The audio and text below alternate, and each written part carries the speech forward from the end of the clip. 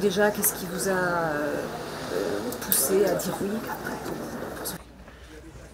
Tu commences? Si tu veux. Oui. Alors, qu'est-ce qui m'a poussée à dire oui pour ce film? Déjà, je connaissais les films de Alice Vinocourt, donc j'avais envie de travailler avec elle. Et je trouvais qu'il y avait une chose très rare dans le scénario, c'est-à-dire évidemment son sujet, mais la manière dont elle traitait ce sujet-là, le prisme qu'elle décidait de regarder, c'est-à-dire celui non pas des multiples circonstances qui ont permis l'atrocité des attentats, mais le parcours d'une victime, de comment être vivant encore après ça, si possible. Et je trouve très beau et très difficile qu'un film arrive à raconter un sentiment simple et juste et doux, comme l'importance d'une main tendue dans des moments aussi durs, de façon aussi pudique et belle. Voilà. Pour ma part, je dois dire que non, déjà Alice Winocourt, quand je la rencontre, parce qu'elle a un lien plus intime avec cette histoire, ma partenaire, c'est important. Et puis la partition qu'il y avait à jouer, donc tout ça me plaisait beaucoup. Et je rebondis sur ce que tu viens de dire, c'est que c'est vrai que ce genre de choses écrase les liens sociaux, écrase les différences sociales, pardon. Euh, on reste très attaché quand on partage un événement aussi fort.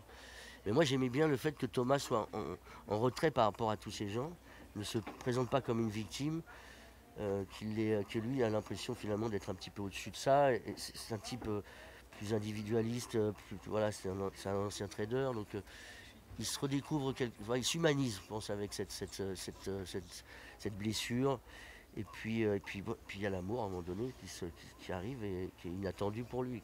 Voilà. Les attentats de 2015 font déjà, hélas, partie de l'histoire, mais en même temps, c'est très récent. C'était hier, on se souvient tous voilà, surtout quand on est en parisien, on a tous des amis qui étaient pas loin, qui ont entendu des choses, etc. Et c'est quand même d'autant plus. Ça parle de faire un film comme ça. C'est-à-dire que c'est très récent. Est-ce que c'est pas trop récent, finalement? Non, ça je pense pas. Je trouve que le cinéma anglais qui arrive peut-être plus facilement et plus directement que nous à s'emparer de sujets politiques ou sociétaux et d'en faire quelque chose. Parce que le cinéma finalement nous sert aussi à comprendre un monde qui est tout à fait incompréhensible. C'est-à-dire d'essayer de voir.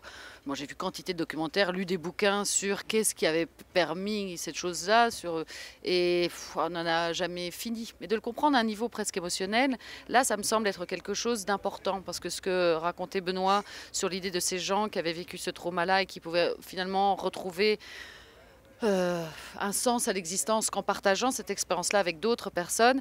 Le cinéma nous permet aussi en fait une forme de collectif autour de ce qu'on a vécu, comme quelque chose de presque un peu sacralisé, quoi. Pas une prière, mais quelque chose de cathartique, voilà. Donc oui, non, je pense pas qu'il y a une période de décence, en fait, en tout cas pour en parler. J'ai l'impression que quand il y a un événement, c'est toujours bien de ne pas avoir un film Twitter, c'est-à-dire je réagis sur l'instant et tout ça, que la distance. Mais moi, je pense important que ces choses-là soient restituées au cinéma. C'est la première fois, je crois, qu'on entendait des victimes s'exprimer. On voyait aussi les dégâts que ça pouvait causer, les traumas que ça engendrait. Moi, je me rappelle des premiers attentats rue de Rennes, le métro Saint-Michel. Je me souviens qu'on savait assez peu de choses, en fait.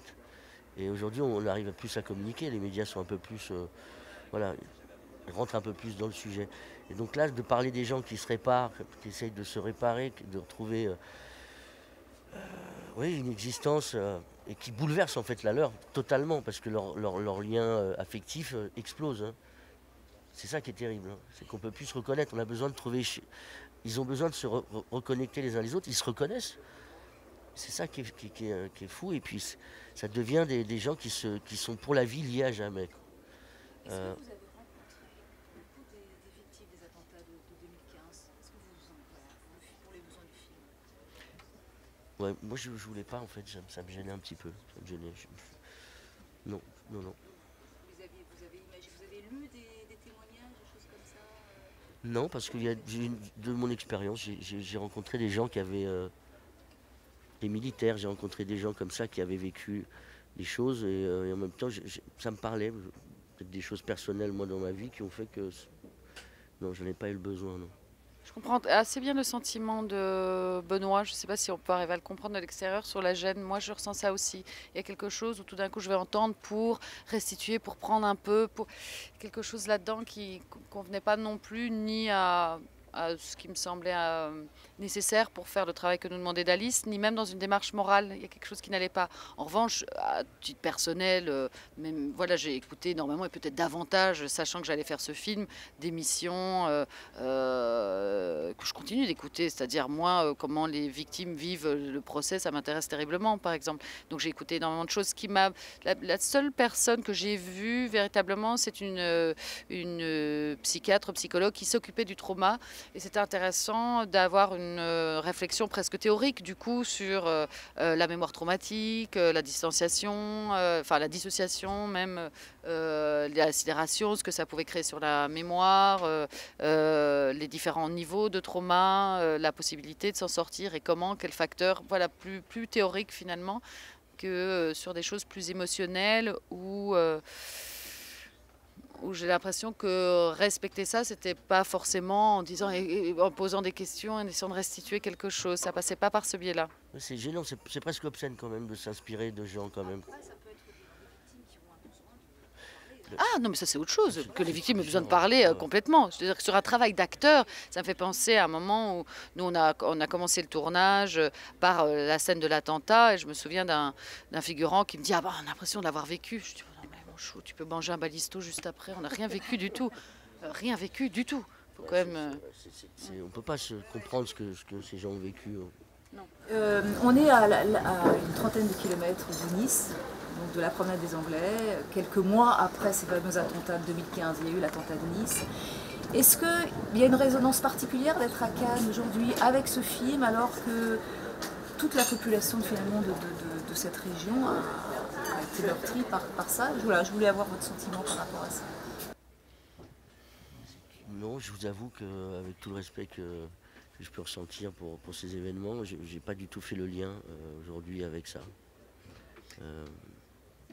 Et de nouveau, c'est d'assimiler des choses entre effectivement être en train de parler d'un film que nous on a tourné là et cette chose-là,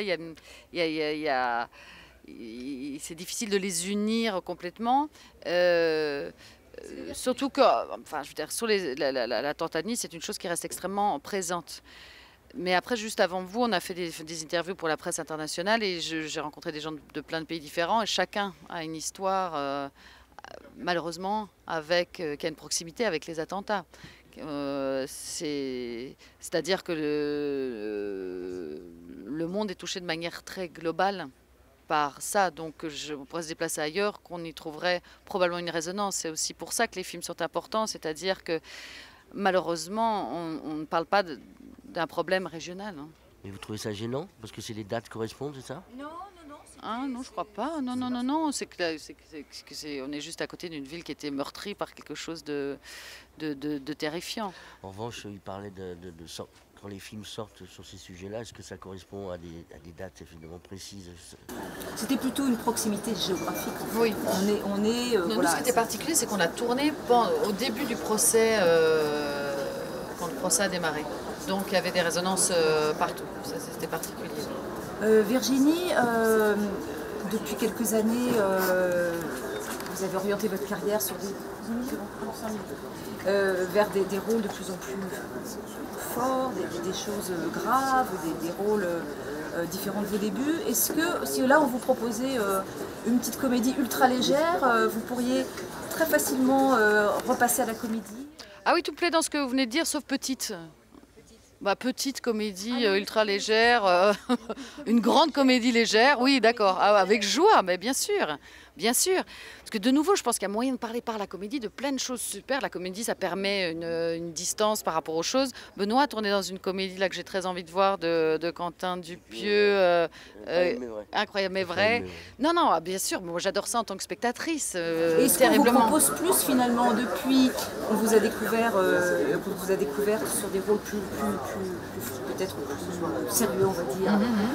Est-ce qu'on vous propose, on continue à vous proposer des rôles plus légers ou comment ça se passe? On m'en propose peut-être un peu moins, mais on m'en propose toujours. Et le seul truc, c'est que c'est peut-être le genre de film qui est le plus facilement financé en France. Et du coup, qui est parfois le moins travaillé au niveau de l'écriture. Et bon, il faut faire quand même des films dans lesquels on croit. Enfin, je veux dire, si c'est une comédie, quand vous la lisez, vous ne trouvez pas ça hyper marrant, ça va être difficile de le faire. Donc oui, moi, je rêve de ça. Et puis j'adore aussi le mélange comique-dramatique. Tout ça, j'ai vu une série il y a peu de temps qui s'était emparée du sujet MeToo. Je ne sais pas si vous l'avez vu avec Jennifer Aniston, ça s'appelle... Ah, shit. Je peux pas t'aider là, je peux pas Merde. t'aider. Morning Glory. Comment ça Morning s'appelle déjà la Glory. série? Morning Glory. Non, Morning Show. Oui, Morning Show, je suis sûre. Ouais, qui s'appelle le Morning Show, tu sais, je me dis, ah oui, voilà, un rôle comme ça, où il y a une puissance dramatique, elle était géniale là-dedans, une puissance dramatique, une puissance comique, où ça parle d'un sujet important, aussi d'une bascule du monde, tout à fait autre, mais voilà. Mais avec, oui, ça, j'adorerais faire ça, ouais.